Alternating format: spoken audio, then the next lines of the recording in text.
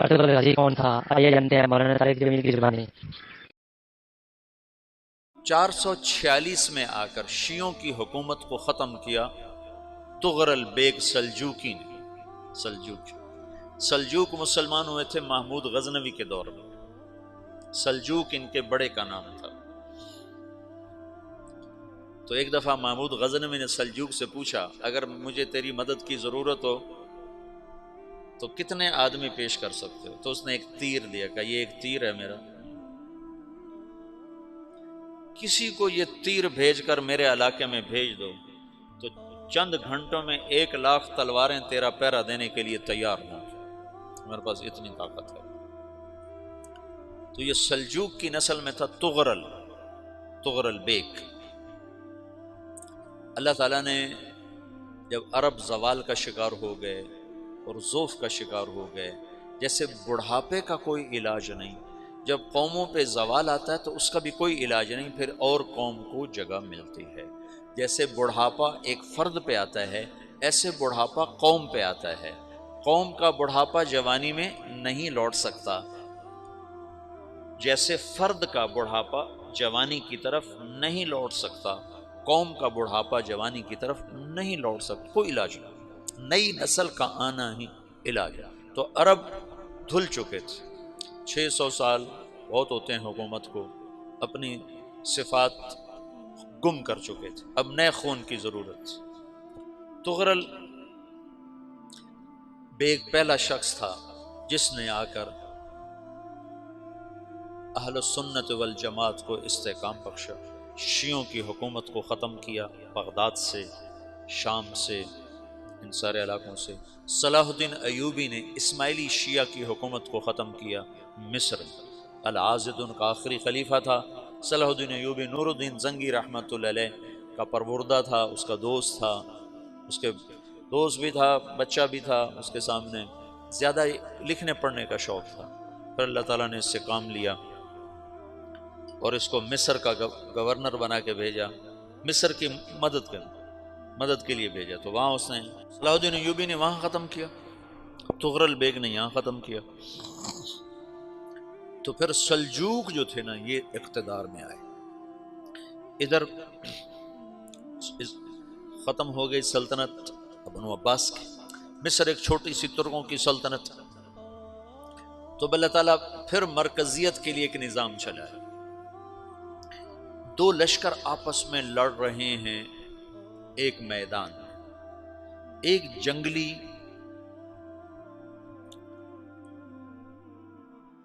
بدوؤں کا قافلہ، جنگل کے لوگ اپنے قبیلے کو لے کر، ایک جنگلی قبیلہ اپنے سردار کے ساتھ نقل مکانی کر رہا ہے ایک جگہ سے دوسری جگہ۔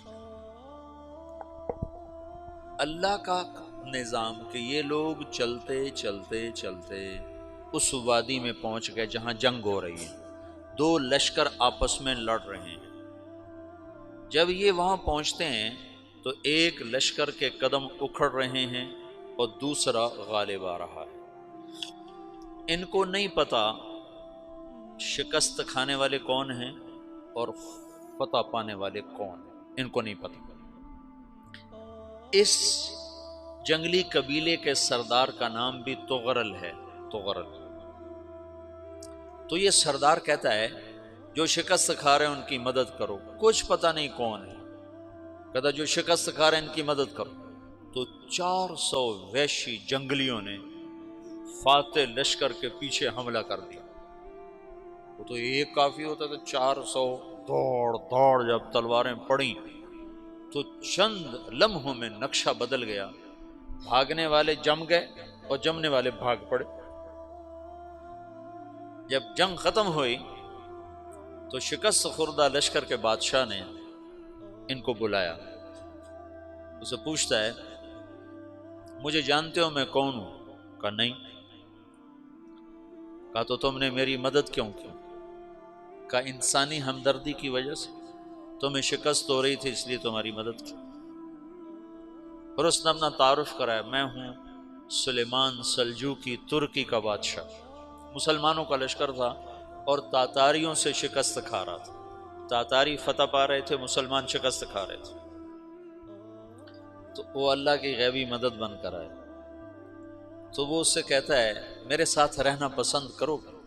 تم نے میرے اوپر احسان کیا ہے، میں اس کا بدلہ دینا چاہتا ہوں، میرے ساتھ رہنا پسند کرو گے؟ کہنے کا کر لوں گا۔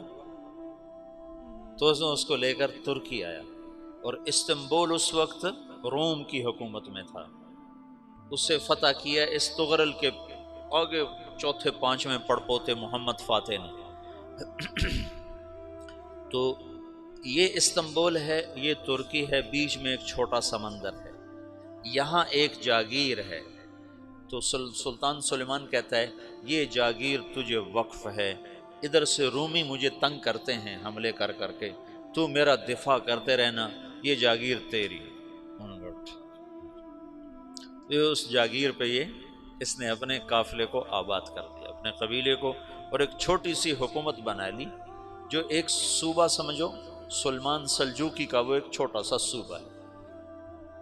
وہاں جب یہ رہ پڑا تو پھر یہ ایک شیخ کے بیت ہوتا ہے، وہاں شیخ طریقت ہے، ان کے یہ بیت ہونے جاتا ہے، وہ اس کو رات اپنے پاس ٹھہراتا ہے، تو ایک کمرے میں ان کا خادم ٹھہراتا ہے۔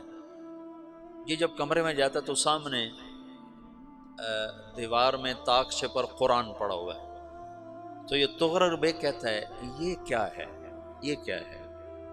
تو وہ خادم کہتا ہے یہ کتاب اللہ ہے، قرآن ہے۔ اچھا، وہ اس کو وہاں چھوڑ کے باہر چلا جاتا ہے۔ وہ دیہاتی آدمی، جنگل کا رہنے والا، پہلی دفعہ زندگی میں قرآن دیکھا، وہ کہتا ہے یہ قرآن ہے، اللہ کی کتاب ہے، میں اللہ کی کتاب کے سامنے سو جاؤں، کتنی بے ادبی ہے۔ تو اس نے ایسے قرآن اٹھایا اور سر پہ رکھ لیا اور کھڑا ہو گیا، ساری رات قرآن سر پہ رکھ کے کھڑا رہا۔ رات کے پچھلے پہر اس کو خواب آیا، کھڑے کھڑے اس نے دیکھا کہ اس کی پشت سے ایک چاند نکلا اور شیخ کی بیٹی کے سینے میں جا کے اتر گیا۔ پھر اس لڑکی کے سینے سے ایک درخت نکلا جو پھیلتے پھیلتے پھیلتے 3 بر اعظم پہ چھا گیا، افریقہ پر، یورپ پر، ایشیا پر۔ پھر اس کی آنکھ کھل گئی، وہ کھڑا ہوا ہے، تو اس نے صبح یہ خواب اپنے شیخ کو سنایا، تو انہوں نے اپنی بیٹی اس کے نکاح میں دے دی۔ اس بیٹی سے ایک بچہ پیدا ہوا، تغرل بیگ نے اس کا نام رکھا عثمان، عثمانی ترک نام سنا ہوا، جو میں نے کل بتایا تھا کہ 1924 میں وہ خلافت ختم ہوئی۔ تو ایک بیٹا پیدا ہوا عثمان۔ عثمان نے پھر ایک نئی اسلامی حکومت کی بنیاد رکھی جو 1924 تک چلتی رہی، کوئی 800 سال یہ حکومت چلی۔ تو حکومت کا شیرازہ بکھرا، لیکن پھر جڑ جاتا تھا، پر وہ قرن اول والا جوڑ کبھی نہ پیدا ہوا، ٹکڑے بن گئے۔